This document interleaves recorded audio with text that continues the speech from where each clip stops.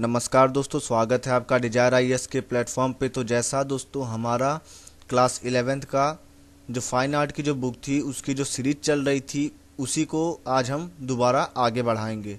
तो देखिए हमारा जो चैप्टर चल रहा था वो था चैप्टर नंबर 4, जहाँ पे हम देख रहे थे post modern trend in Indian art and architecture. तो मैंने यहाँ तक आपको पढ़ा दिया था। अब जो डिस्कशन करेंगे हम वो करेंगे अर्ली टेम्पल्स के बारे में। तो देखिए दोस्तों, जो कंस्ट्रक्शन था स्तूप का, मतलब स्तूप बनाना तो चालू था, ठीक है। मतलब स्तूप बनाने का जो काम जो था वो तो चल ही रहा था, स्तूप भी बनाए जा रहे थे। साथ ही साथ जो ब्राह्मणिकल टेम्पल्स और भगवान के इमेजेस, ठीक है, इमेजेस ऑफ गॉड्स को भी बनाना स्टार्ट कर दिया गया था, ठीक है। तो ये बात यहाँ बताई जा रही है कि स्तूप तो बना ही जा रहे थे, साथ ही साथ ब्राह्मणों ने क्या स्टार्ट किया, टेम्पल्स को बनाना, और जो भगवान की जो इमेजेस होती हैं उनका भी कंस्ट्रक्शन स्टार्ट हो गया। अब देखिए दोस्तों, ज़्यादातर जो टेम्पल थे उनको डेकोरेट किस तरीके से किया गया था, कैसे किया गया था, तो जो भगवान के जो इमेजेस होती हैं उनके द्वारा उनको डेकोरेट किया गया था। अब देखिए दोस्तों, हमारे पुराणों में, हमारे पुराण जो है हमारे, उसमें जो भी मिथ मेंशन किए गए हैं तो उनका रिप्रेजेंटेशन जो है, उनका जो है नरेटिव रिप्रेजेंटेशन जो है ब्राह्मणिकल रिलीजन का बना। उसके बाद देखिए दोस्तों, हर एक टेम्पल में एक प्रिंसिपल इमेज रहती थी जिस भगवान के लिए, मतलब कहने का ये है कि हर एक टेम्पल एक पर्टिकुलर भगवान के लिए होती थी, ठीक है। मतलब पर्टिकुलर मतलब कि उसमें एक मुख्य देवता होते थे, बाकी और भी देवता की मौजूदगी होती थी, लेकिन एक प्रिंसिपल गॉड रहते थे, ठीक दोस्तों, प्रिंसिपल इमेज ऑफ गॉड।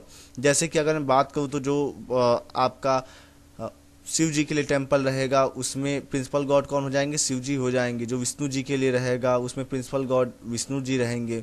जो देवी के लिए रहेगा जैसे कि कामाख्या हो गया, या फिर और भी कई ढेर सारे, जैसे वैष्णो देवी है तो उसमें प्रिंसिपल गॉड कौन है, जैसे कि वैष्णो देवी। तो वही बात यहाँ की जा रही है कि हर एक टेम्पल में एक प्रिंसिपल इमेज ऑफ गॉड रहती थी। उसके बाद देखिए जो सराइन थी टेम्पल की, वो 3 तरीके की होती थी। कौन सी, एक तो संधारा टाइप जिसमें प्रदक्षिणा पथ नहीं होता था। एक्चुअली में ये बात यहाँ पे गलत लिखी हुई है एनसीईआरटी में, आप चाहे तो गूगल भी कर सकते हैं। संधारा टाइप में प्रदक्षिणा पथ होते हैं, ठीक है दोस्तों, और निरंधारा टाइप में प्रदक्षिणा पथ नहीं होते। देखिए नी आ गया ना, नी मतलब क्या होता है, नहीं। नहीं मतलब से क्या होगा, विदाउट होना चाहिए यहाँ पे, ठीक है। यहाँ पे विथ लिखा है, ये चीज गलत है एनसीईआरटी में। तो निरंधारा टाइप मतलब विदाउट प्रदक्षिणा पथ। इसको आप चाहे तो अपने बुक में काट के इसको सही कर सकते हैं। और सर्व तो भद्रा टाइप का मतलब क्या होगा, विच कैन, जिसको जो है हम किसी भी साइड से एक्सेस कर सके उसको क्या बोलते हैं, सर्वोतभद्रा। ठीक दोस्तों, क्लियर हो गया होगा। संधारा विथ प्रदक्षिणा पथ, निरंधारा विदाउट प्रदक्षिणा पथ, एंड सर्वतभद्रा मतलब क्या हो गया, जिसको हम किसी भी साइड से एक्सेस कर सकते हैं। अब देखिए दोस्तों, अगर कुछ इंपॉर्टेंट टेम्पल की बात करें इस पीरियड की, इस टाइम पीरियड की, तो जो देवगढ़ है कहाँ पे, उत्तर प्रदेश में, वहाँ पे है। Eran, Nachna, Kuthara and Udayagiri near Vidisha in Madhya Pradesh. ये सभी के सभी जो टेम्पल हैं इनका जो स्ट्रक्चर है वो काफ़ी ज़्यादा सिंपल है, और इसमें एक वरांदा मतलब वही जो घर के सामने भी आपके रहता है ना वरांदा, जहाँ पे आप बालकनी टाइप की, ठीक दोस्तों। तो और एक हॉल है और एक सीरीन एट द रियर, मतलब कि रियर मतलब कि अंदर की तरफ, मतलब अंदर एक जो है भगवान की मूर्ति होगी, मंदिर जैसा रहेगा।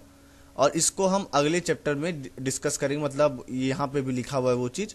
तो अगला जो चैप्टर है वो टेम्पल आर्किटेक्चर से ही रिलेटेड है। अब देखिए दोस्तों, अगर स्तूप की बात करें, जो सबसे इम्पोर्टेंट स्तूप है वो भी, मतलब जो हमारी जो गंगेटिक वैली है जहाँ पे गंगा नदी है उसकी जो घाटी, जो वैली जो है, अगर उसको छोड़ के अगर बात करें तो सबसे इम्पोर्टेंट स्तूप कहाँ पे है, देवनी मोरी, जो कि गुजरात में है।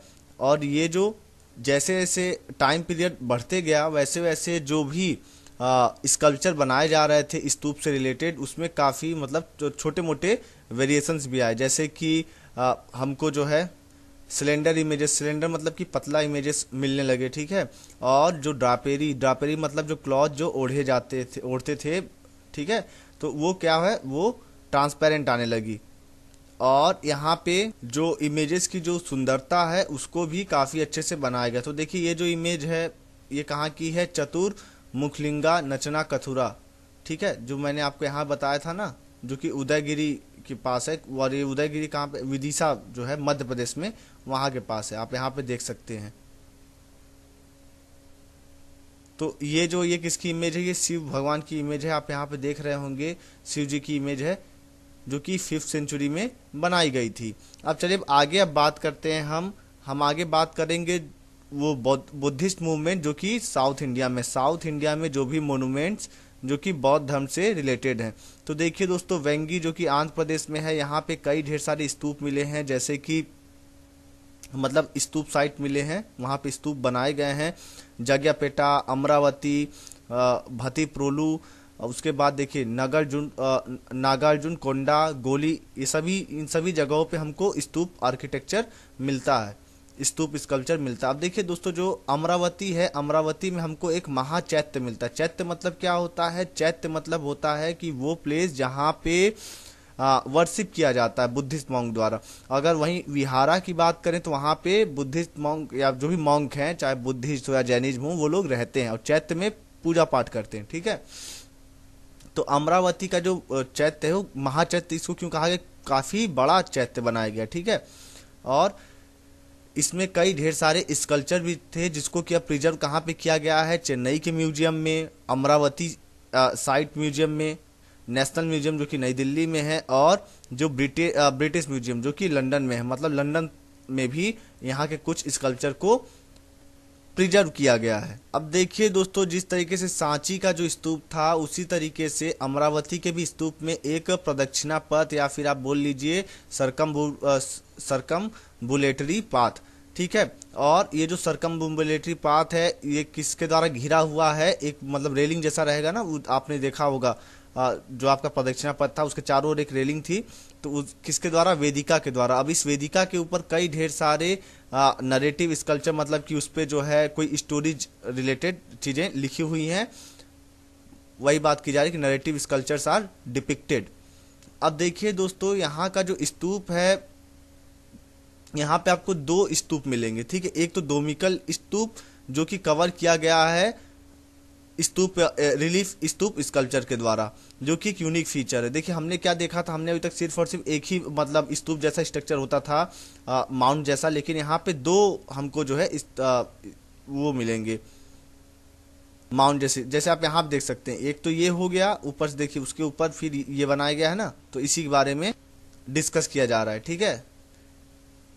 अब देखिए दोस्तों, जो तोराना थे, तोराना क्या होते हैं, गेटवे होते हैं। तो तोराना जो थे अमरावती स्तूप के, वो टाइम जैसे जैसे समय बढ़ता गया उसी तरीके से वो डिसअपियर हो गए। डिसअपियर मतलब कि टूट फूट गए, अब वो जो है मौजूद नहीं है। अब यहाँ पे जो भी इवेंट्स रिलेटेड थे गौतम बुद्ध के जीवन से रिलेटेड, या फिर जो भी जातक की जो कहानियाँ थी, वो सभी चीज़ें यहाँ पे डिपिक्ट की गई, यहाँ पे लिखी हुई हैं। अब देखिए दोस्तों, जो अमरावती स्तूप है, यहाँ पे हमको एविडेंस क्या मिलता है कि ये कब कंस्ट्रक्ट किया गया होगा, अमरावती स्तूप को 3rd सेंचुरी BCE में। लेकिन ये भी बातें मिलती हैं कि ये अच्छे से कब बना था, 1st और 2nd सेंचुरी CE में, ठीक है। मतलब एविडेंस तो मिलता है 3rd सेंचुरी BCE में, लेकिन अच्छे से मतलब बेस डेवलपमेंट इसका कब हुआ, 1st और 2nd सेंचुरी CE में, ठीक है दोस्तों। BCE मतलब बिफोर क्राइस्ट, और CE मतलब आप लोग जानते हैं सभी चीज़ें, ये सभी चीज़ें तो काफ़ी बेसिक चीज़ें हैं।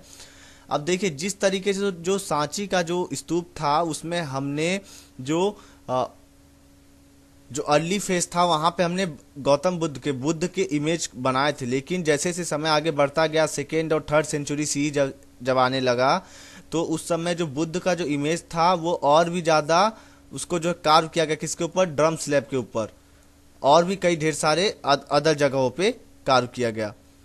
उसके बाद देखिए दोस्तों, जो इंटीरियर स्पेस है उसमें कई अलग अलग पोस्चर हैं, जैसे कि semi back profile, frontal, semi frontal side, ये सभी चीजें, मतलब इस तरीके के पोस्चर के साथ इमेजेस को बनाया गया है। अब देखिए जो स्कल्पचर है इस एरिया में, वो कैरेक्टराइज किया जाता है इंटेंस इमोशन, मतलब इसमें काफी ज्यादा इसमें जो है इमोशंस जुड़े हुए हैं। और जो फिगर्स हैं वो क्या है, वो स्लेंडर मतलब होता है पतला, ठीक है। तो और इसमें फिगर्स में काफ़ी ज़्यादा दिखाया गया है बॉडी मूवमेंट, मतलब कि ऐसा नहीं कि सीधे सीधे खड़े हैं, चलते हुए दिखाया गया है, बैठे मतलब कुछ करते हुए दिखाया जा रहा है। ठीक है, जैसे कि आप इन सभी इमेजेस को आप देख सकते हैं। आप देखिए कोई मतलब सीधे तौर पे खड़ा नहीं है। ठीक है, काफ़ी ज़्यादा मूवमेंट दिखाया गया बॉडीज का, और 3 बेंड दिखाया गया है, जिसको हम त्रिभंगा बोलते हैं। उसके बाद देखिए दोस्तों, जो स्कल्पचर कंपोजिशन है अमरावती में वो ज़्यादा कॉम्प्लेक्स है एज कम्पेयर टू सांची का, जो सांची के जो भी स्कल्पचर हैं, और इनकी जो लिनियरिटी है वो और भी ज़्यादा फ्लेक्सिबल है, और काफ़ी ज़्यादा डायनेमिक मूवमेंट है। किसकी मतलब डायनेमिक मूवमेंट का मतलब क्या हो गया? डायनेमिक मूवमेंट मतलब कि चलता फिरता दिखाया गया है। ठीक है, तो जो स्थिर इमेज नहीं है, मतलब ऐसा नहीं लगा खड़ा, मतलब इमेज जो है चुपचाप, जो फोटो जो बनाई जा रही है जिस भी पर्सन की, वो चुपचाप खड़ा है, चलता फिरता दिखाया जा रहा है। ठीक है, डायनेमिक मूवमेंट है वहाँ पे।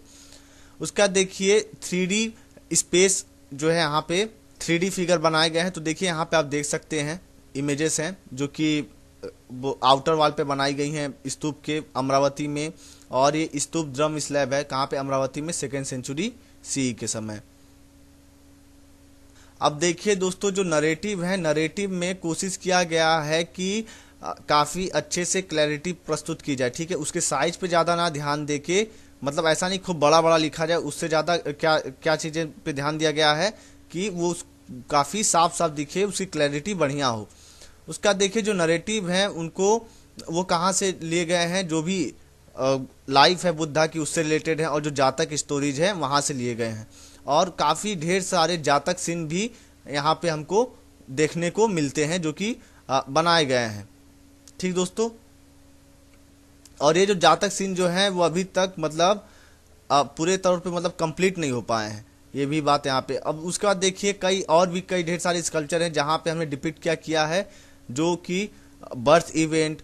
तो यहाँ पे दिखाया गया है कि जो रानी है वो रिक्लाइनिंग मतलब कि लेटी हुई हैं बेड पे, और उनके चारों ओर कई ढेर सारी फीमेल अटेंडेंट हैं जिसको आप दासी कह सकते हैं, और एक छोटा साइज का एलिफेंट जो कि उनके सर के पास है। ठीक है, ऊपर की तरफ।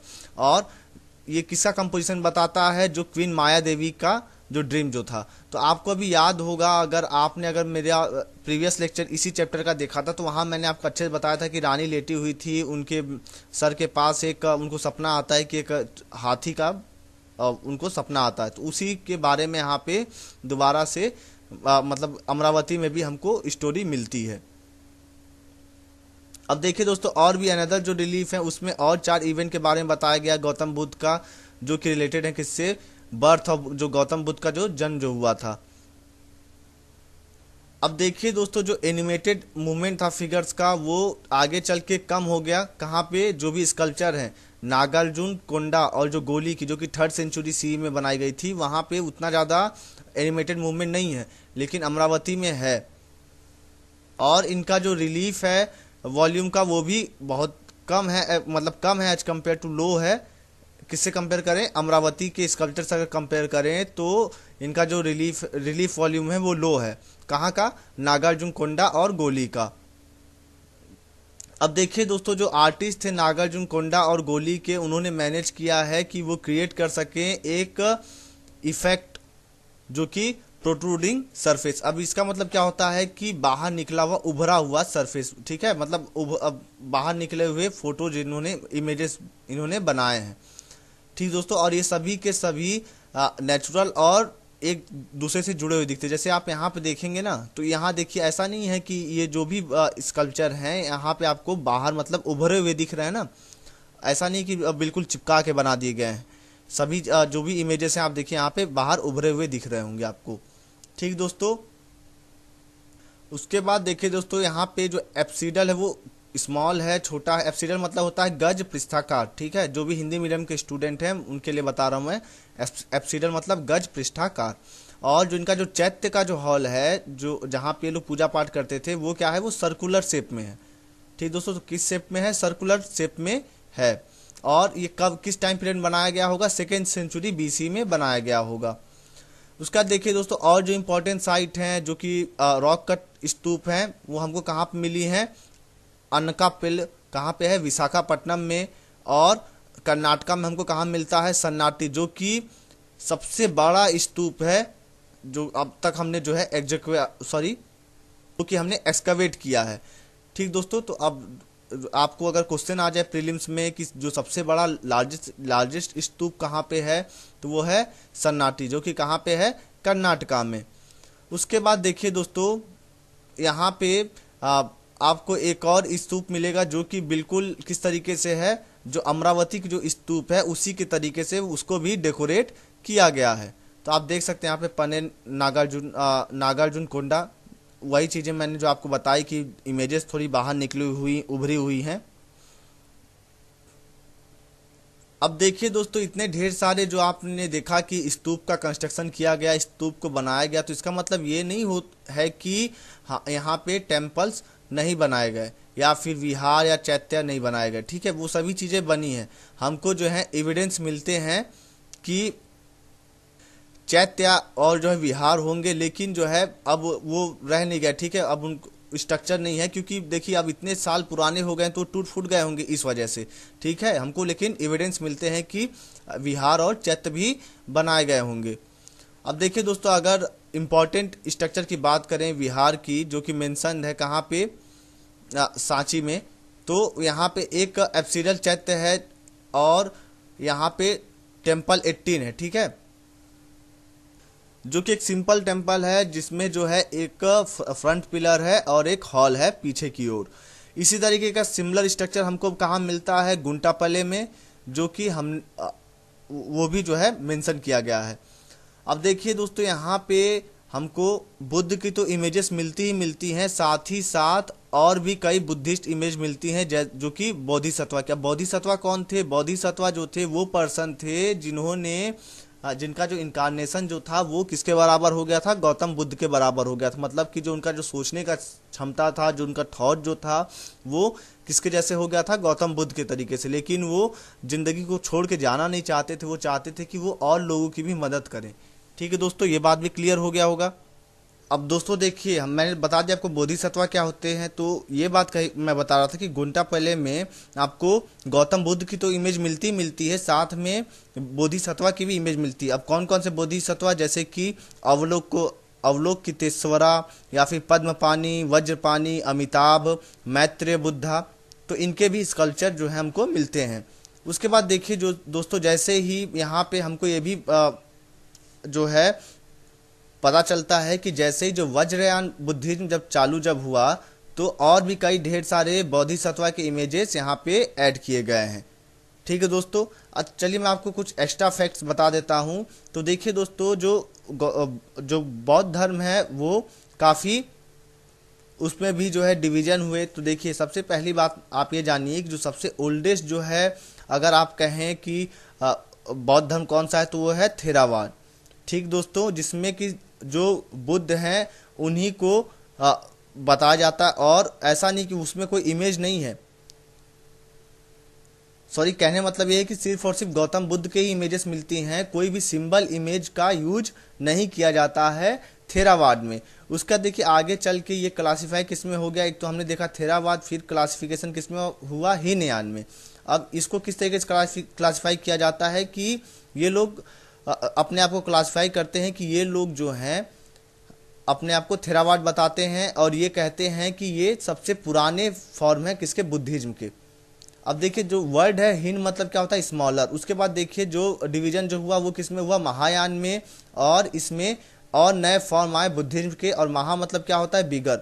अब देखिए, अगर बात करें डिफरेंस की महायान और हीनयान में, तो देखिए दोस्तों, जो हीनयान है इसमें क्या करता है, जो पर्सन जो इसको ट्राई करता है हीनयान को, वो अचीव करता है साल्वेशन या फिर एनलाइटनमेंट या फिर आप निर्वाण कह लीजिए, कैसे करता है, अचीव मेडिटेशन करके। तो हीनयान में आपको किसी अदर पर्सन की हेल्प नहीं मिलेगी। ठीक है, जिसको कि मान लीजिए उसको किसी अदर पर्सन को निर्वाण अगर मिल चुका है, तो वो पर्सन आपका हेल्प नहीं करेगा हीनयान में, आपको खुद ही जो है मेडिटेशन करके आपको निर्वाण अचीव करना होगा। ठीक दोस्तों, और ना ही जो पर्सन है वो किसी और का जो है हेल्प करेगा। अगर वही बात करें महायान की, तो महायान में क्या होता है कि जिस भी पर्सन को एनलाइटमेंट मिल जाता है तो वो दूसरों की भी मदद करता है, जिससे कि उनको भी एनलाइटमेंट या फिर आप कह लीजिए निर्वाण जो है मिल सके। अब देखिए जो यान वर्ड है, यान मतलब क्या होता है, फ्लाइट। तो आप ये कह सकते हैं कि महायान में जिस पर्सन को एनलाइटनमेंट जो पर्सन अचीव कर लेता है वो दूसरों को भी मदद करता है, जिससे कि उनको भी साल्वेशन या फिर एनलाइटनमेंट अचीव हो सके। और कैसे करेगा, बाय राइडिंग बिगर व्हीकल, या फिर आप कह सकते हैं महायान। उसका देखिए जो महायान बुद्धिज्म है, इसमें ये लोग जो गौतम बुद्ध की जो ह्यूमन फॉर्म है उसकी भी उसका वर्शिप करते हैं। अगर वहीं बात करें हीनयान में, तो ये लोग जो ह्यूमन फॉर्म है गौतम बुद्ध की उसका वर्शिप नहीं करते हैं। अब देखिए जो वज्रयान है ये एक प्रकार है, is a type of Mahayana. अगर बात करें वज्रयान में, तो जो बोधिसत्वा हैं उन्होंने हेल्प किया है किसको, और जो लोग हैं उनको, कि जिससे कि वो लोग भी अचीव कर सकें साल्वेशन या फिर आप निर्वाण कह लीजिए या फिर एनलाइटनमेंट। ठीक है दोस्तों, अब आपको मेरे ख्याल से क्लियर हो गई होंगी ये चीज़ें। तो देखिए अगर आप लेक्चर को अच्छे से देखेंगे तो आपको कई मतलब मैं अलग से भी चीज़ें को बताते हुए चलूँगा आपको यहाँ पे। अब देखिए दोस्तों, अब हम बात करेंगे कि केव ट्रेडिशन जो कि वेस्टर्न इंडिया में है, पश्चिमी भारत की बात करेंगे। तो देखिए दोस्तों जो वेस्टर्न इंडिया है यहाँ पे भी हमको कई ढेर सारी बुद्धिस्ट केव बौद्ध धर्म से रिलेटेड केव हमको मिलती हैं, जो कि कब की मतलब बनी हुई है, 2nd सेंचुरी BCE की। ठीक दोस्तों, अब इसमें जो है 3 आर्किटेक्चरल टाइप हैं, मतलब 3 तरीके के आर्किटेक्चर हैं। एक तो है एप्सिडल वॉल्ट रूफ चैत्य हॉल, जो कि हमको कहाँ मिलता है, अजंता, पीतलखोरा या फिर भाज में। और दूसरा कौन सा है, एप्सिडल वॉल्ट रूफ पिलरीज हॉल। अब देखिए यहाँ पे पिलर का यूज किया गया है, ठीक है। ये कहाँ मिलता हमको, थाना या फिर और कहाँ पे, नाडसूर। उसका देखिए फ्लैट रूफ क्वाड्रेंगुलर हॉल, या और इस क्वाड्रेंगुलर हॉल में एक सर्कुलर चैम्बर भी मिलता हमको पीछे की तरफ, जो कि हमको कहाँ मिलता है, कोंडिविटे। तो दोस्तों ये आप ये याद रखिएगा। देखिए प्रोनाउंसिएशन थोड़ा सा मतलब हार्ड लग रहा है मुझको, तो आप अगर मैं प्रोनाउंस ना कर पाऊँ तो आप जो है उसके लिए कमेंट सेक्शन में कमेंट ना भर दीजिएगा कि इंग्लिश नहीं आती या वैसा कुछ। मैं जो हूँ, अगर आप अगर प्रोनाउंसिएशन कर पा रहे हैं अच्छे से तो आप उसी को याद करिएगा, ठीक है दोस्तों। तो उसके लिए मैं सॉरी कहता हूँ। अब चलिए आगे बात करें। जो फ्रंट है, फ्रंट मतलब कि जो सामने का जो हिस्सा है किसका, चैत्य हॉल का, वहाँ पे कई ढेर सारे मोटिव बनाए गए। मोटिव मतलब क्या था, इमेजेस। किस तरीके से, सेमी सर्कुलर चैत्य अर्क। अगर मैं आपको दिखाना चाहूँ तो अभी यहाँ पे एक पिक्चर भी है, ये वाला पिक्चर, ठीक है। देखिए जो फ्रंट हॉल है यहाँ पे है ना, सेमी सर्कुलर स्कल्पचर टाइप का। ये देखिए पूरा सर्कल नहीं बना है ना, आधा सर्कल बना है, इसी की बात की जा रही है, ठीक है दोस्तों। चलिए अब आते हैं अपने लेक्चर पे। और ये जो फ्रंट हॉल है ये खुला हुआ है और इसमें एक वुडन फेसेड है, और कुछ केसेस में यहाँ पे नो डोमिनेटिंग चैत्य अर्क, मतलब जो चैत्य अर्क है वो नहीं मिलता है, ठीक है। जैसे कि कोंडिविटे में अगर मैं बात करूं कि जो है ज़्यादातर जो चैत्य केव हैं वहाँ पे हमको उस चैत्य केव के पीछे की ओर स्तूप का कंस्ट्रक्शन मिलेगा। स्तूप जो है बनाया हुआ होगा, ये काफ़ी ज़्यादा कॉमन है, ठीक है। ज़्यादातर चैत्य हॉल के पीछे स्तूप बनाया गया है। अब देखिए दोस्तों जो पहला जो सेंचुरी BC था वहाँ पे काफ़ी उस समय काफ़ी मॉडिफिकेशन किया गया, ठीक है दोस्तों। और हमको जो है वॉल्ट रूफ मिलते हैं, ठीक है। वॉल्ट रूफ का मतलब क्या होता है कि गुंबद जैसा स्ट्रक्चर, ठीक है। और जो हॉल है वो किस तरीके का है, रेक्टेंगुलर शेप में है हॉल, जैसे कि अजंता केव 9 में हमको जो है हॉल किस तरीके मिलेगा, रेक्टेंगुलर शेप में मिलेगा। चलिए अब आगे बात करते हैं। और इस रेक्टेंगुलर शेप में स्टोन स्क्रीन है, जो है स्टोन स्क्रीन वॉल बनाई गई है, जो कि दिखावे के लिए बनाई गई, ठीक है, फेसेट के लिए, मतलब कि और जो है सुंदर लगे उसके लिए। अब देखिए ये हमको कहाँ कहाँ मिलती है, ये जो इस तरीके की स्ट्रक्चर। और भी एक तो आपको अजंता केव नंबर 9 में तो मिल ही गए, और कहाँ कहाँ मिलते हैं, बेदासा, नासिक, काला और कन्हेरी में। उसका देखिए और भी कई साइट हैं, केव साइट हैं, जो कि हमको स्टैंडर्ड किस तरीके मिलता है, फर्स्ट टाइप ऑफ चैत्य हॉल, ठीक दोस्तों, इसी सब्सिक्वेंट पीरियड में।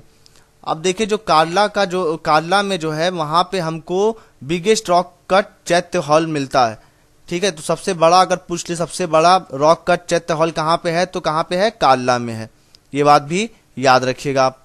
तो यहाँ पे देख रहे हैं ना आप कितना बड़ा जो है आपका चैत्य हॉल है कार्ला में। तो सबसे बड़ा चैत्य हॉल कहाँ मिलता है? कार्ला में। अब देखिए दोस्तों, एक बार और मैं बताना चाहूँगा कि मैं जो हूँ जल्दी जल्दी नहीं बोल रहा हूँ, बड़े आराम से बोल रहा हूँ, जिससे कि आपको सभी चीज़ें समझ में आए, ठीक है। तो आप लोग अगर चाहें तो आप अपनी स्पीड जो है लेक्चर की उसको आप बढ़ा सकते हैं, उसको 1.25x या फिर 1.5x 2x पे देख सकते हैं। लेकिन मैं धीरे धीरे इसलिए बोल रहा हूँ जिससे कि और जो स्टूडेंट हैं सभी को बातें अच्छे से क्लियर हो सकें, बातें अच्छे से समझ में आ सकें। देखिए दोस्तों, ये जो केव है यहाँ पे क्या मिलता है हमको? एक ओपन कोर्टयार्ड मिलता है और उसमें जो है 2 पिलर पे वो खड़ा है वो कोर्टयार्ड, ठीक है दोस्तों। और एक हमको स्क्रीन वॉल मिलता है जो कि हमको किससे बचाएगा? बारिश से बचाएगा। और एक बरामदा मिलता है और एक स्टोन स्क्रीन वॉल मिलता है एज अ फेसेट। फेसेट मतलब क्या बताया था मैं? दिखावा, मतलब कि और जो है और सुंदर लगे उसके लिए एक स्टोन स्क्रीन वॉल बनाया गया है। एक एप्साइडल वॉल्ट रूफ भी बनाया गया है चैत्य हॉल में, किसके साथ? पिलर के साथ। और उसके पीछे देखिए जितने भी चैत्य हैं उसके पीछे जो है बैक में पीछे की तरफ स्तूप का कंस्ट्रक्शन किया गया है। मैंने आपको बताया था ना, कॉमन है स्तूप का कंस्ट्रक्शन पीछे की ओर चैत्य के। तो ये बात मतलब यहाँ पे भी जो आपका काला जो केव है यहाँ पे भी बनाया गया है एक स्तूप चैत्य के पीछे की ओर। अब देखिए दोस्तों, ये जो काला चैत्य हॉल है यहाँ पे इसको डेकोरेट किस तरीके से किया गया है? यहाँ जो वॉल हैं उन पे जो है ह्यूमंस और एनिमल फिगर्स बनाए गए हैं, ठीक है दोस्तों।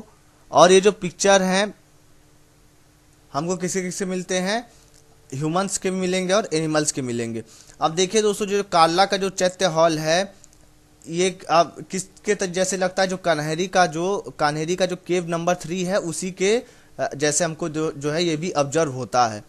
अब देखिए दोस्तों, ये जो केव है इसका भले इंटीरियर जो है पूरा अच्छे से कंप्लीट नहीं किया गया है, इसको टाइम टू टाइम जो है धीरे धीरे इसको कंप्लीट किया गया है, ठीक है। मतलब ऐसा नहीं कि इकट्ठे जो है पूरा कंप्लीट कर दिया गया है। उसके बाद देखिए एक क्वाड्रेंगुलर फ्लैट रूफ्ड वैरायटी जो है आगे चल के काफ़ी ज़्यादा इस डिज़ाइन को भी प्रिफर किया गया कि एक क्वाड्रेंगुलर फ्लैट रूफ रहेगा। रूफ मतलब क्या था? रूफ मतलब छत, ठीक है। तो छत कैसा रहेगा? क्वाड्रेंगुलर रहेगा। अब देखिए दोस्तों, हमको अभी तक हमने बात किया चैत्य हॉल के बारे में जहाँ पे वर्शिप किया जाता था, और भी कई केव साइट हैं जहाँ पे हमको विहार भी मिले हैं। अब देखिए दोस्तों, जो विहार होते हैं, विहार में क्या क्या थे? एक वरांदा, एक हॉल और सेल होते थे हर एक जो हॉल है उसके वॉल के अराउंड। अगर इम्पॉर्टेंट विहार की बात करें तो जो अजंता केव है उसका जो केव नंबर 12 है, बिदासा केव का केव नंबर 11 और नासिक केव नंबर 3, 10 एंड 17, ये सभी जो है इम्पॉर्टेंट विहारा हैं। अब विहारा किस लिए यूज होते थे? जिसमें जो है मॉन्क जो क्या करते थे? रहते थे और चैत्य में वर्शिप करते। देखिए मैं बार बार रिपीट इसलिए कर रहा हूँ जिससे कि आपको ये चीजें आपके दिमाग में बैठ जाएं। देखिए दोस्तों, जिस तरीके से जो चैत्य हॉल होते थे वहाँ पे काफी जो है डेकोरेटिव मोटिव मतलब क्या होता है? इमेजेस बनाए गए थे। उसी तरीके से विहार के जो केव होते हैं, जो विहारा केव हैं, वहाँ पे भी कई ढेर सारे डेकोरेटिव मोटिव बनाए गए जिससे कि वो भी काफ़ी सुंदर लगे। और जो फेसेट डिजाइन है कहाँ पे? नासिक का जो केव नंबर 3, 10 और 17 है, ये काफ़ी ज़्यादा एक डिस्टिंक्ट अचीवमेंट माना जाता है। अब देखिए दोस्तों, जो विहारा केव है जो कहाँ पे है? नासिक में है। वहाँ पे हमको फ्रंट पिलर मिलती हैं, ठीक है। और इस पर क्या कार्व किया गया है? घाट बेस और घाट कैपिटल, और वो भी ह्यूमन फिगर्स के साथ। तो देखिए अब मैं आपको यहाँ दिखाता हूँ फिगर। तो देखिए यहाँ आप देख रहे हैं फ्रंट पिलर है, आगे की तरफ कई ढेर सारे पिलर है ना। और यहाँ आप देखिए यहाँ पे आपको ह्यूमन इमेजेस मिल रहे होंगे नीचे की ओर। तो इसी के बारे में यहाँ पे बताया गया है। अब देखिए दोस्तों, इसी तरीके का हमको एक और विहार मिलता है कहाँ पे? जुनार में, जिसको कि हम किस नाम से जानते हैं? गणेशलिनी। क्यों बोलते हैं गणेशलिनी? क्योंकि यहाँ पे हमको गणेश जी की एक इमेज मिलती है जो कि अब बिलोंग किस पीरियड की करती है? लेटर पीरियड की। बिलोंग मतलब बाद में इसको जो है बनाया गया था। उसका देखिए आगे जब आगे बढ़ते गया तो जो आगे समय के बाद जो स्तूप जो बनाए गए वो भी ऐड किए गए हैं। कहाँ पे? जो विहार जो हॉल है उसके पीछे की तरफ हमने क्या बनाया है? स्तूप भी बनवाया है बाद में, लेकिन इस स्तूप को बाद में ऐड किया गया था। और इस तरीके से जो गणेशलिनी जो हॉल जो है ये क्या बन गया? चैत्य विहार। क्योंकि देखिए स्तूप हम कहाँ बनाते थे? स्तूप जो है, जो चैत्य हॉल जो रहते थे उसके पीछे की तरफ बनाते थे। पहले तो ये विहार था, लेकिन बाद में जब स्तूप का जब कंस्ट्रक्शन हो गया तो ये चैत्य भी बन गया, तो इसलिए ये क्या बन गया, चैत्य विहार, मतलब चैत्य भी है और विहार भी है।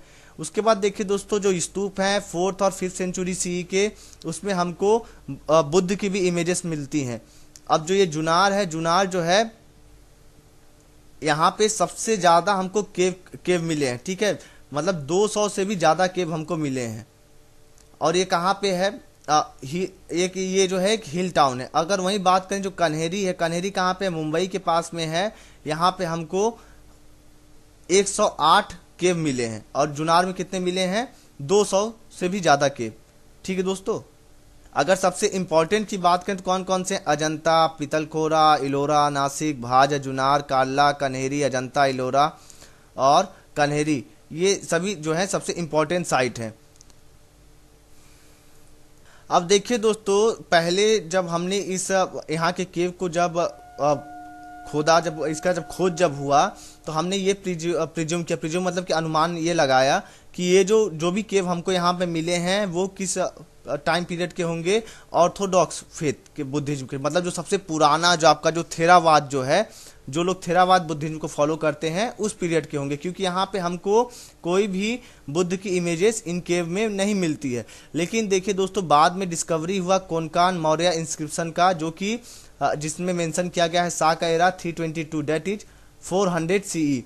तो इसमें प्रूव हुआ कि जो कि केव एक्टिविटी है वेस्टर्न डेक्कन एरिया में, वो जो है 400 सी में बनाई गई है, लेकिन मतलब 400 सेंचुरी में, लेकिन वहाँ पे जो है हमको गौतम बुद्ध की इमेजेस नहीं मिलती हैं।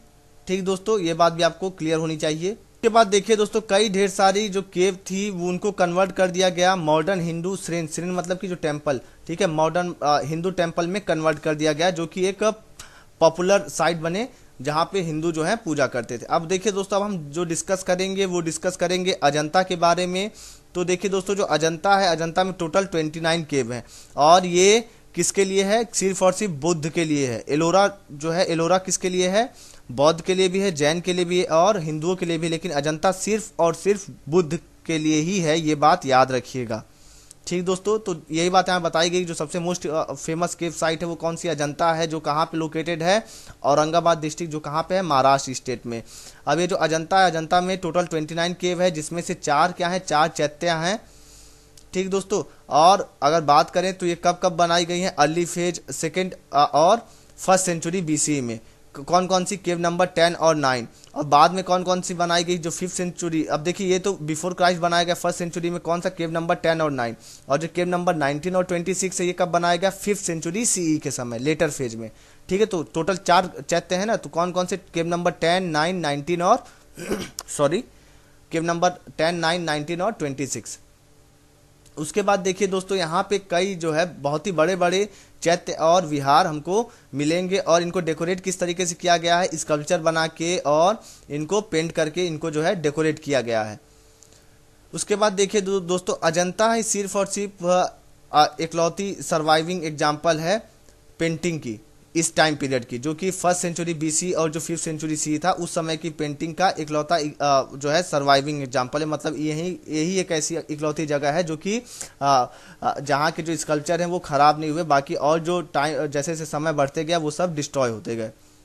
चलिए आगे बात करें, जो केव है अजंता की और जो वेस्टर्न डेक्कन जो एरिया है वहाँ की, वहाँ पे हमको कोई क्रोनोलॉजी नहीं मिलती है। ठीक है, मतलब कोई क्रम नहीं मिलता है समय का कि कब इसको बनाया गया, क्योंकि यहाँ पे कोई भी इंस्क्रिप्शन नहीं है जिस पे लिखा हो इसका डेट। उसका देखिए जो दोस्तों, जो केव नंबर 10, 9, 12 और 13 है, ये सभी के सभी अर्ली फेज को बिलोंग करती हैं, और जो केव नंबर 11, 15 और 6 है ये अपर और लोअर फेज को बिलोंग करती है, और जो केव नंबर 7 है ये बिलोंग करती है अर्लियर फेज को, मतलब 5th सेंचुरी से अर्लियर, लेट 5th सेंचुरी से। उसके बाद देखिए दोस्तों, और जो केव हैं वो किस टाइम पीरियड के, मतलब इन सभी केव को छोड़ के और जो केव हैं वो कब बनाई गई, वो 5th सेंचुरी CE के मतलब लेट में, मतलब जब 5th सेंचुरी CE जब खत्म जब होने लगा था, लास्ट टाइम पीरियड जब चल रहा था इसका, उस समय बनाई गई और जो केव जो बच जाती हैं। ठीक दोस्तों, या फिर आप कह सकते हैं कि जो जब 6th सेंचुरी का जब शुरुआत जब हुआ तो उस समय बनवाई गई होंगी, या तो 5th सेंचुरी के लास्ट टाइम पीरियड में या फिर 6th सेंचुरी के शुरुआत में। अब देखिए जो जो चैत्य केव है, जो केव नंबर 19 है और जो 26 है, वो काफ़ी ज़्यादा अच्छे से इलेबोरेटली तरीके से उसको कार्व किया गया है। और यहाँ पे हमको बुद्ध की और बोधिसत्वा की इमेजेस भी मिलती हैं, जो केव नंबर 19 और जो 26 है। और यहाँ का जो रूफ है वो किस तरीके से है, एप्साइडल वॉल्ट रूफ हमको मिलता है। और जो केव नंबर 26 है ये बहुत ही बड़ा है, और इसका जो इंटीरियर हॉल है यहाँ पे भी हमको बुद्ध की भी इमेजेस मिलती हैं, और यहाँ पे सबसे बड़ा महापरिनिर्वाण की जो इमेज है यहाँ पे सबसे बड़ा इमेज मिलता है। ठीक है, कौन से केव में, केव नंबर 26 में। और जो अब देखिए इन सभी केव नंबर 19, 26 को छोड़ के और जो केव हैं वो सब के सब क्या है, विहार चैत्य, मतलब कि वहाँ पे चैत्य भी है और विहार के भी तौर तरीके से उसको जो है यूज किया गया, यूज करने के लायक बनाया गया है। और जो केव नंबर 19 और 26 है वो सिर्फ और सिर्फ चैत्य केव है, लेकिन और जो केव है वो चैत्य और विहार दोनों ही हैं।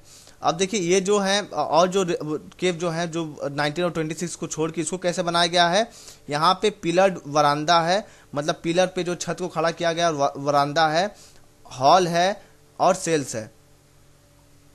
ठीक है दोस्तों, तो अब आप इस इमेज को देख सकते हैं। देखिए कितना जो है मतलब किस तरीके से बनाया गया होगा, पहाड़ को काट के केव बनाया गया होगा। ये अजंता केव का एक इमेज है, फोटो है। उसके बाद देखिए दोस्तों ये केव नंबर 2 जो है अजंता में, उसका जो स्कल्पचर है, फोटो है, उसके बारे में दिखाया गया है। सो फ्रेंड्स देखिए अब आज के लेक्चर में इतना ही, क्योंकि जो मेरा जो वीडियो है वो ज़्यादा अगर बड़ा हो जाएगा तो आपको भी देखने में अच्छा ही लगेगा, तो मैं इसीलिए जो है इस चैप्टर को छोटे छोटे पार्ट में वीडियो को बना रहा हूँ। तो फ्रेंड्स अगर आपको वीडियो पसंद आया हो तो लाइक ज़रूर करिएगा, वीडियो को शेयर भी करिए, और जिससे कि मेरे और जो भाई बहन हैं उनकी भी मदद हो जाए। और साथ ही साथ आप यहाँ पे इंडियन पॉलिटी के भी लेक्चर्स आप देख सकते हैं। चलिए उससे पहले मैं आपको एक और बात बता दूं, जो बर्थ है, बर्थ को डिनोट किस तरीके से किया जाता है गौतम बुद्ध की, तो उसको हम डिनोट करते हैं लोटस से या फिर एलिफेंट से या फिर बुल से। जो उन्होंने जब रिनाउंसिएशन जब उन्होंने किया, जब उन्होंने गौतम बुद्ध ने जब अपने घर को जब छोड़ा तो उसको किससे डिनोट करते हैं, घोड़े से, हॉर्स से। जब उनको जब साल्वेशन जब मिल गया, जब एलाइटेनमेंट जब मिला तो उसको डिनोट करते हैं ट्री से। जब उन्होंने अपना जब पहला सरमन जब दिया तो उसको डिनोट करते हैं चक्र से। और जब गौतम बुद्ध जब मर गए, कहाँ मरे थे, कुशीनगर में, तो उसको डिनोट करते हैं स्तूप से। ठीक दोस्तों, अब देखिए महापरिनिर्वाण कहते हैं किसको, जब गौतम बुद्ध जो है मर गए थे। ठीक है, जब व्हेन बुद्धा डाइड। तो दोस्तों अब देखिए अब यहीं तक पढ़ाऊंगा मैं। So friends thanks for watching my video and God bless you all.